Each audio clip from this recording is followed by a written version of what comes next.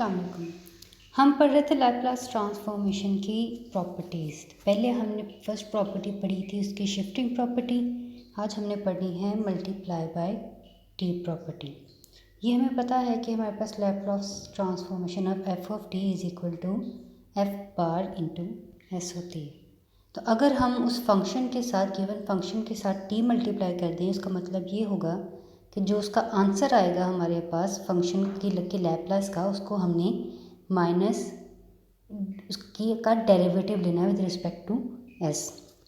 तो इसका प्रूफ हमारे पास यही होगा कि एफ ऑफ एस मतलब लैप्लास ट्रांसफॉर्मेशन का जो आंसर है हमारे पास वो आता है हमारे पास something integration of zero to लेके infinity e raised power minus s into f of t d t. अब हमने इसका डेरिवेटिव लेना है, तो ये हमारे पास आंसर जो आएगा उसका डेरिवेटिव लेंगे तो हमारे पास t with respect to t ले रहे हैं तो e raised power minus s t का लेंगे तो वो माइनस टी नीचे आ जाएगा और e raised power minus s t वैसे का वैसा रहेगा। तो e raised power minus s t ये एफ ऑफ टी और माइनस एस टी वे ये है हमारे पास, मतलब एफ ऑफ बार एस है और जो टी साथ आया है डेरिवेटिव लेने से वो हमारे पास ये वाली फॉर्म बन गई है। एक एफ ऑफ टी ये था, साथ टी मल्टीप्लाई उसका डेरिवेटिव लिया तो साथ एक एक्स्ट्रा टी आ गया। तो इसका मतलब जो हमारे पास अगर हम फंक्शन जो होगा उसके साथ टी ऐड करेंगे तो मतलब हमें लैप्लास ट्रांसफॉर्मेशन के आंसर के का डेरिवेटिव लेना पड़ेगा। तो इसको हम क्वेश्चंस पे कैसे अप्लाई करेंगे उसके लिए फर्स्ट एग्जांपल हमारे पास है एवेल्युएट लैप्लास ट्रांसफॉर्मेशन किसकी करनी है हमने टी इंटू साइन 3t। तो आपको प्राइमरी और या एलिमेंट्री फंक्शंस लैप्लास के हमने कुछ ड्राइव किए थे स्टार्ट में, वो इसलिए किए थे कि नेक्स्ट इसी तरह क्वेश्चन में हमें शुरू से सारा कुछ ड्राइव ना करना पड़े, डायरेक्ट हम उसके आंसर यूज़ कर सकें।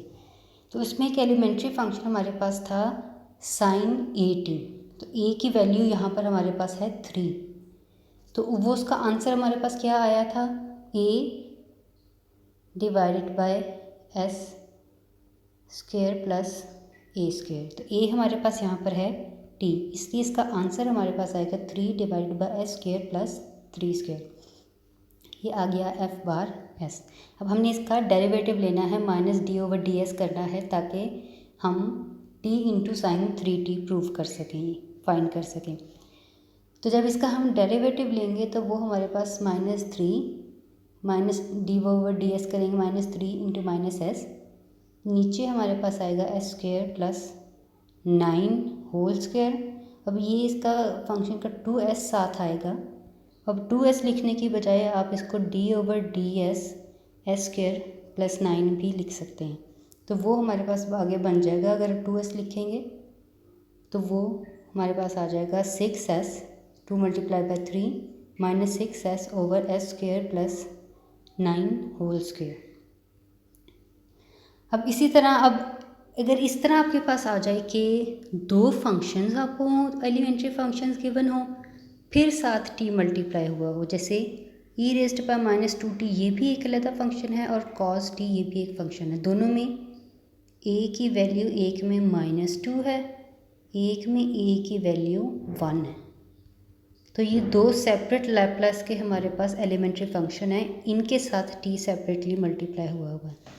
तो अगर ऐसा हो जाए तो हमने क्या करना है, तो कॉस टी के लिए हमें पता है एलिमेंट्री उसका हमारे पास आया था s over s square plus 1 square.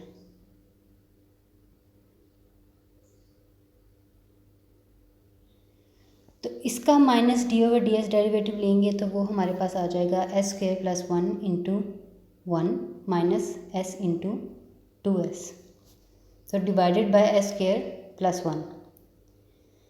तो इसको जब हमने कंबाइन करेंगे माइनस यहाँ पर भी साथ होगा, इसके 1 को अंदर मल्टीप्लाई करेंगे s square plus 1 minus 2s square divided by s square plus 1 whole square. तो ये बन जाएगा s square minus 1 divided by s square plus 1 whole square. अब यहाँ पर e माइनस 2t को ऐड करने के लिए हमने यूज़ करनी है शिफ्टिंग प्रॉपर्टी, जो फर्स्ट प्रॉपर्टी इसकी हमने पढ़ी थी, उसको यूज़ करते हुए e raised power -2 T into cos T. इसको हम शिफ्टिंग प्रॉपर्टी में क्या कहती थी कि अगर किसी फंक्शन के साथ ई रेज़्ड पावर ए टी आया हुआ है तो उसमें हमने जो एस होगा एफ बार एस में, उसमें एस के साथ हमने माइनस ए ऐड कर देना। जो भी फंक्शन गिवन होगा उसमें ए की वैल्यू होगी वो हमने एस में से माइनस करनी है। तो यहाँ पर ए क्या है, ए यहाँ पर ए हमारे पास है -2, इसलिए यहाँ पर एस खाली एस था यहाँ पे, तो इसलिए यहाँ पर वो हो गया s+2, क्योंकि दोनों यहाँ उसमें बाहर भी माइनस था, माइनस माइनस प्लस हो गया s+2 होल स्क्वायर -1, नीचे भी s+2 whole square +1 whole square. तो ये फाइनल आंसर हमारे पास आ गया s² + 4s का स्क्वायर खोलने से +3 divided by s² + 4s + 5 whole square. अब थर्ड प्रॉपर्टी इसकी है डिवाइडेड बाय 3, पहले मल्टीप्लाई बाय 3 है, अब इसकी है डिवाइडेड बाय 3।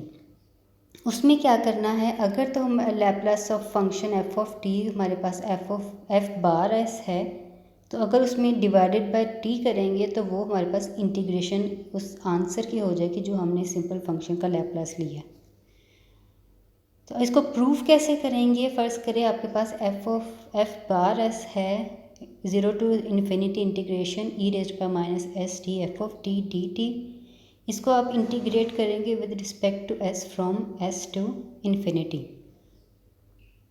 दोनों साइड पे करना, लेफ़्ट और राइट हैंड साइड दोनों पे करना है। तब आपको विद रिस्पेक्ट टू s कर रहे हैं, इसलिए हमने इंटीग्रेशन ऑर्डर चेंज करना है। इसको विद रिस्पेक्ट टू इंटीग्रेशन की लिमिट रखनी है हमने s टू इन्फिनिटी सबसे पहले, फिर उसके बाद 0 टू इन्फिनिटी तक जाएंगे। जब s टू इन्फिनिटी इसकी इंटीग्रेशन करेंगे वो हम आपके पास e raised power minus s t over minus t आ जाएगी, लिमिट्स रखेंगे तो वो आपका 1/t बाहर आ जाएगा। 0 लिमिट्स लगाने के बाद, क्योंकि आप s से कर रहे हैं इसलिए अब t उसमें यूज़ नहीं करेंगे, आप लिमिट्स s और इन्फिनिटी लगा रहे हैं इसलिए 1/t बाहर आ जाएगा। उसके बाद जब इन्फिनिटी लगाएंगे वो 0 हो जाएगा, और जब s की जगह s पुट करेंगे वो वैसे का वैसा रहेगा, इसलिए 1/t e raised power minus s T.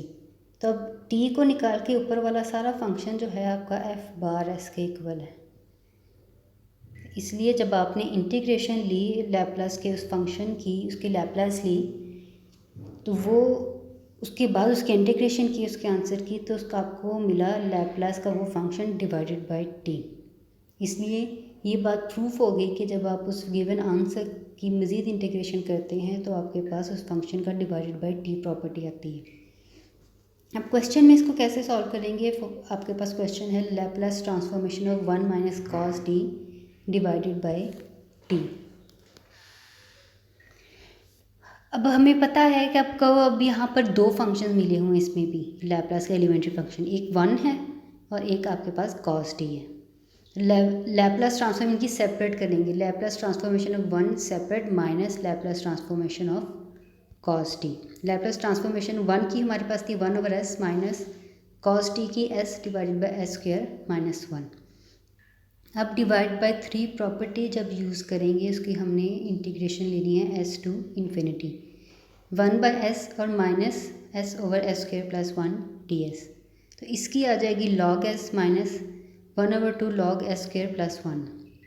अब ये कैसे बना है हमारे पास, अगर इसको हम ds और s को देखें, इंटीग्रेशन s ds/s² +1, अगर s² +1 को हम रिप्लेस कर दें t के साथ तो इसका डेरिवेटिव 2s ds = dt होगा, और s ds हमारे पास dt/2 के होगी। तो वही उसी को हमने 1/2 को इधर रिप्लेस कर दिया। अब नेक्स्ट 1/2 को बाहर लेके जाएंगे तो इधर 2 मल्टीप्लाई होगा, 2 log s minus log s² +1।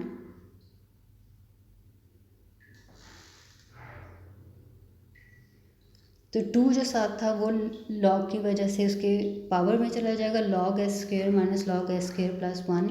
अब ये log की प्रॉपर्टी है, अगर हमारे पास दो हो हम उसको कंबाइन कर सकते हैं तो वो log हो जाएगा log s² divided by s² +1।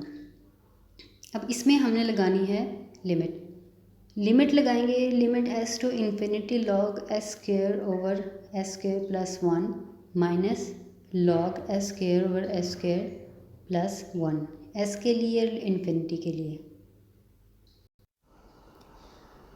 तो अब यहाँ पर हमारे पास limit s to infinity log, ये वाला जो पोर्शन है ये हमने सिर्फ इसको फाइंड करना है, क्योंकि यहाँ पर लगनी है हमारे पास अपर लिमिट, यहाँ पर लगनी है लोअर लिमिट। तो आप एस की जगह एस अप्लाई करेंगे, पुट करेंगे, वो वैसे का वैसा रहेगा, इसलिए इसको फ़र्क नहीं पड़ेगा। चेंज कहाँ आना है, यहाँ पर आना जब हमने अपर लिमिट इन्फिनिटी अप्लाई करनी है। तो इसको हम क्या करेंगे कि हम 1/1 प्लस एस स्क्वायर लिख रहे हैं, एस से डिनोमिनेटर और न्यूमरेटर को हमने एस से डिवाइड करना है, तो इसमें कोई फ़र्क नहीं पड़ा। ये दोबारा से अगर इसको देखेंगे तो उससे पहले के जैसा हो जाएगा। तो जब यहाँ पर आप इन्फिनिटी लगाएंगे एस की जगह, 1 divided by infinity is equal to 0। तो यहाँ पर ये पोर्शन 0 हो जाएगा, तो पीछे क्या बच जाएगा, 1 डिवाइडेड बाई 1 1, ठीक है।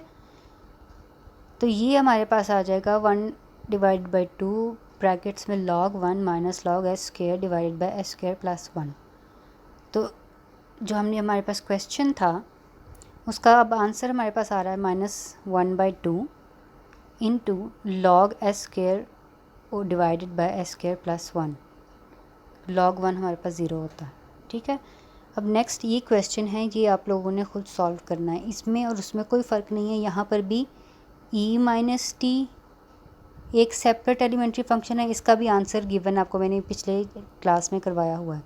आगे साइन टी, ये भी एक सेपरेट एलिमेंट्री फंक्शन है, दोनों के आंसर गिवन है, आपने सिर्फ उसको पुट करके उसकी इंटीग्रेशन करनी है, तो आपके पास आंसर आ जाएगा।